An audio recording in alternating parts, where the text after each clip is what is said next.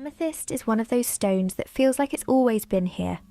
On altars, in pockets, in bedrooms, in little clusters beside our favourite books.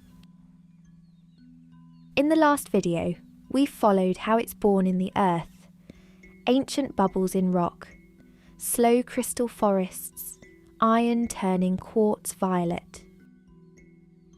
In this one, I want to stay with the finished stone and step into its field.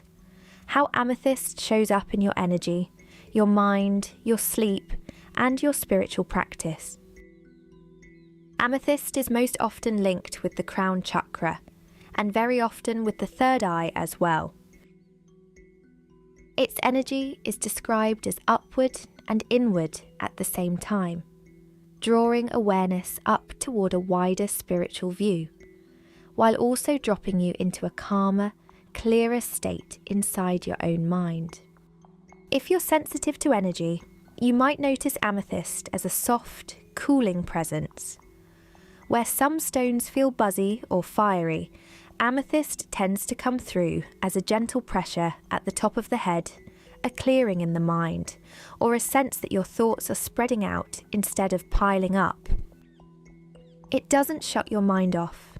It's more like it opens a window, lets some of the static leak out, and makes it easier to hear the one quiet thread underneath everything else.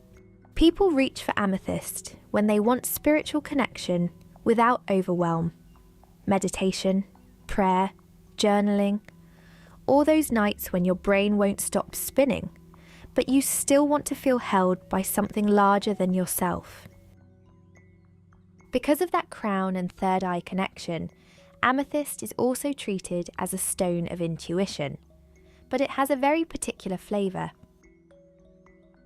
Where a stone like labradorite can feel liminal and electric, amethyst is more like sitting in a quiet temple with a lantern. It's often used to support recognising patterns and lessons more quickly, hearing your own inner voice beneath anxiety or habit, seeing situations from a higher, less reactive vantage point. If you meditate with amethyst at your brow or hold it while you pull cards, you might notice that insights feel calmer and more grounded.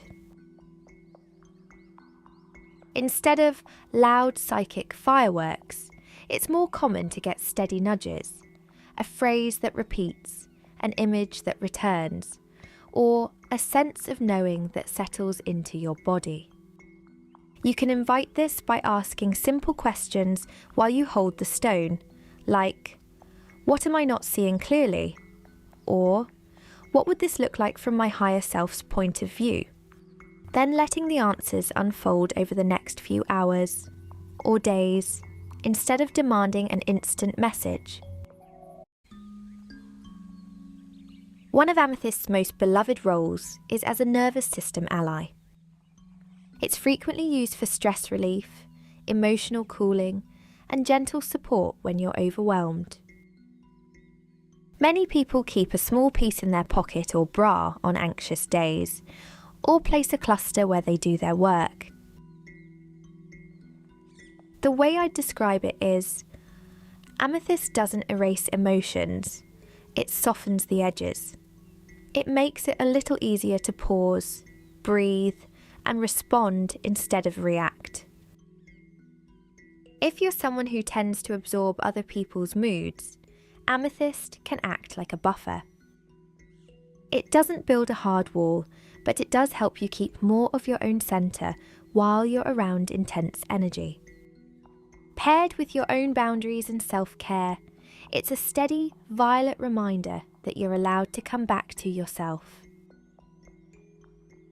Because of its calming and clarifying qualities, amethyst has a long modern reputation as a bedside stone. People use it to wind down mental chatter, ease into sleep, and keep the dream space a bit clearer and safer. You might place a small cluster or tumbled stone on your nightstand, tuck a piece under the pillow or inside the pillowcase, hold it for a few slow breaths while you set a simple intention for the night. Common intentions sound like: help my mind let go of today. Only the dreams and messages that are for my highest good. Show me what I need to remember in the morning. For some, amethyst softens the intensity of dreams. For others, it makes recall easier or brings a sense that something is watching over the space while you sleep. As always, you can experiment. If your dreams get too busy, try moving the stone a little farther from the bed. Alongside its calm, amethyst is widely treated as a protective stone, especially on the mental and spiritual levels.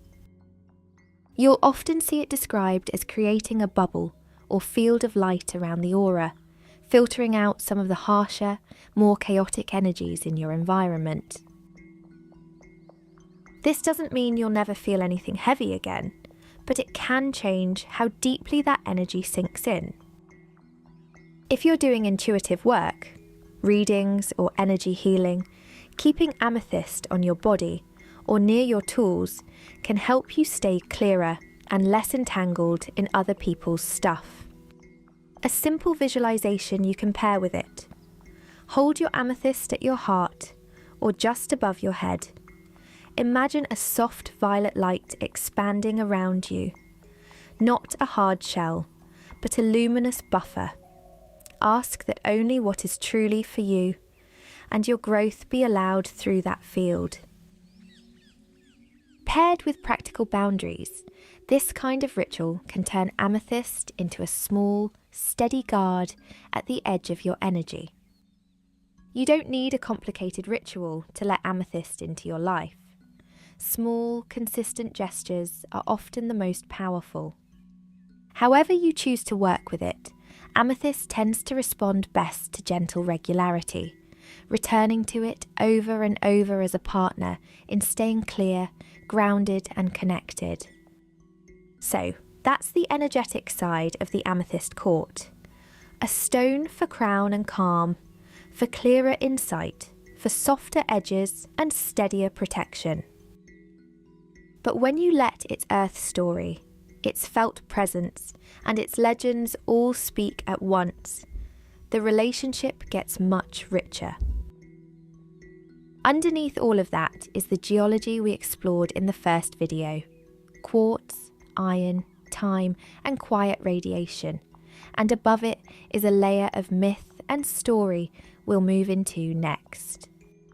If you haven't yet seen the geology video in this court, or if you're curious about the myths and history that surround this stone, those are waiting for you in the playlist.